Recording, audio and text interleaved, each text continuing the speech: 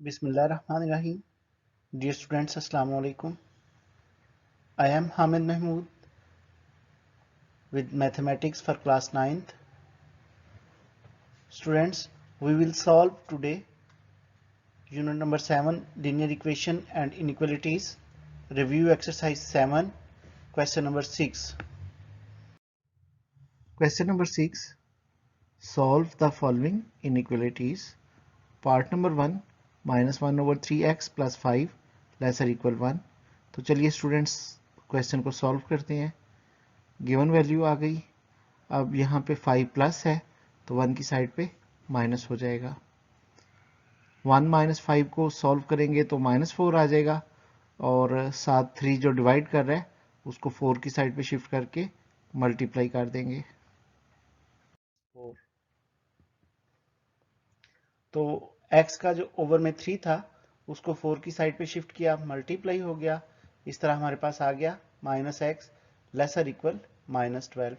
Students याद रखिएगा कि माइनस की सूरत में हमारी जो इनइक्वलिटी का साइन है वो चेंज हो जाएगा. अगर x की वैल्यू माइनस होगी तो हम उसको शिफ्ट करेंगे दूसरी साइड पे, या दूसरे लफ्जों में हम तमाम इनइक्वलिटी की साइन चेंज कर देंगे और जो कंडीशनल साइन है वो भी चेंज हो जाएगा.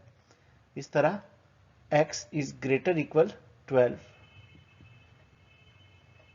So solution set of this question is x greater equal 12. Students, part number 2, -3 less than 1 minus 2x over 5 which is less than 1. Solution given value. तो स्टूडेंट्स इस क्वेश्चन में हमें दो कंडीशन दी गई हैं. कंडीशन 1 में -3 is less than 1 minus 2x over 5. ये हमारी इस क्वेश्चन की पहली कंडीशन है. जबकि दूसरी कंडीशन में कहा गया है 1 minus 2x over 5 is less than 1. तो हम दोनों कंडीशंस को अलग अलग करके सॉल्व करते हैं, फर्स्ट और सेकंड कंडीशन. अब 5 जो x की साइड पे डिवाइड कर रहा है वो साइड चेंज करेंगे तो मल्टीप्लाई कर देगा. -3 multiply 5 less than 1 minus 2x, जबकि दूसरी तरफ 1 minus 2x less than 1 multiply 5. Students inequality की कंडीशन कुछ इस तरह हमारे पास लास्ट स्टेप में आई. हमने 3 और 5 को मल्टीप्लाई करना है, दूसरी तरफ 1 और 5 को मल्टीप्लाई करना है. मल्टीप्लाई करने के बाद हम 1 की साइड शिफ्ट कर लेते हैं तो -15 -1, जबकि दूसरी तरफ 5 -1.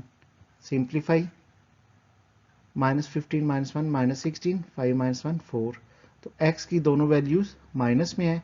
ये माइनस और साथ 2 साइड चेंज कर देगा, डिवाइड कर देगा, जबकि इनइक्वलिटी की कंडीशन को भी हम चेंज कर देंगे. स्टूडेंट्स -2 को चेंज करने के साथ साथ हमने इनइक्वलिटी का साइन भी दोनों तरफ चेंज कर लिया, सिंप्लीफाई कर दिया.